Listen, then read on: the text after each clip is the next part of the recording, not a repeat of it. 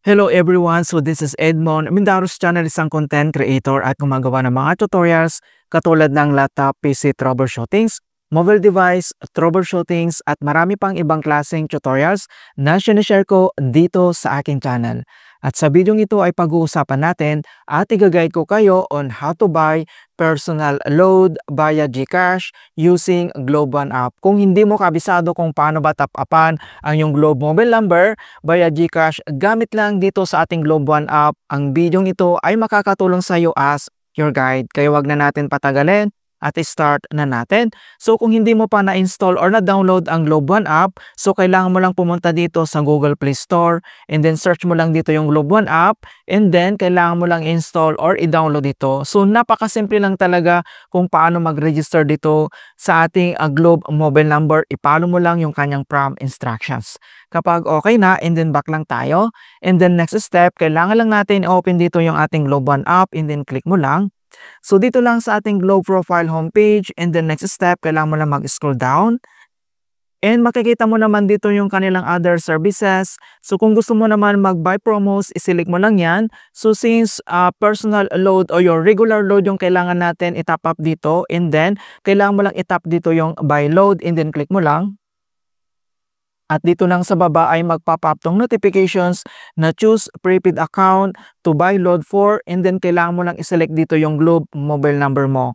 Or pwede ka naman dito mag-purchase or buy for another mobile number. Click mo lang dito sa box and then enter mo lang dito yung Globe mobile number. Okay, so select mo lang dito yung Globe personal mobile number mo, and then kailangan mo lang i-tap dito yung choose account. And dito na tayo sa buy load. So makikita mo dito yung personal and then retailer. So select mo lang dito yung personal. Then next step, makikita mo na dito yung enter load amount. So pwede tayo mag-purchase dito from 20 pesos up to 2,000 pesos mga kaibigan. So dito lang sa box ay pwede kang mag-enter dito kung ano yung desired na amount mo na i-top up. Or pwede ka naman mag-select dito sa baba ng mga denominations load dito. So mayroon ditong 20, 30, 50, 100, 200, 300, 500, 600, and then 900. So select ka lang dito kung ano yung option mo. And then next step ay select lang tayo dito yung load amount na i-top up natin. So click mo lang.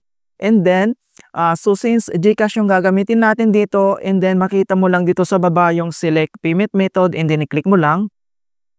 At dito na tayo sa payment method. So dito naman ay may mga other option dito na pwede natin gamitin as payment method. So mayroon ditong credit/debit card, e-wallet, so pay via bank transfer, or pwede mong gamitin yung pay later ng GGives or GCredit mga kaibigan. So dito naman sa e-wallet, so may mga option naman dyan na pwede mong gamitin like GrabPay, Maya, or ShopeePay. So since GCash yung gagamitin natin, and then iselect mo lang dito yung GCash, and then kailangan mo lang i-tap dito sa baba yung choose. And the next step, makikita mo naman dito yung buy load, and then i-tap mo lang. And then kailangan lang natin hintayin. So we're waiting for GCash to response. Ayan. So makita mo kaagad dito mga kaibigan, pwede mong i-scan itong QR code or click mo lang dito yung open and GCash. And then madadirect tayo dito sa ating app. Kailangan lang natin na mag-login sa ating GCash account. So gagamitin natin dito yung biometric para mas mabilis. So scan your fingerprint. Itap mo lang dito sa mobile screen para ma-open kaagad natin yung ating GCash. Ayan, so confirm payment ka agad. So napakabilis lang. Ayan, so nandito na yung amount, and then i-tap mo lang dito yung agree. And then, so dito na tayo sa confirm payment. So pay with GCash, and then i-select mo lang dito yung amount, yung available balance natin. Ayan, so you're about to pay. Okay, so kapag okay na lahat, and then i-click mo lang dito yung pay. Okay, so makita mo na dito na pay online, and then kailangan lang natin hintayin na mag-success ito. Okay? And then back lang tayo dito. Ayan. So makita mo na dito na thank you for your load purchase. And then naka-receive na tayo dito ng text message ni Autoload Max. Ayan. So makita mo na dito yung na-load natin. And then back lang tayo, and then check lang natin. Ayan. So makita mo na dito na purchase successful. Ito yung amount.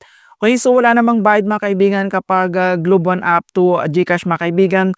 Wala po siyang charge. Okay. So click mo lang dito yung view my account.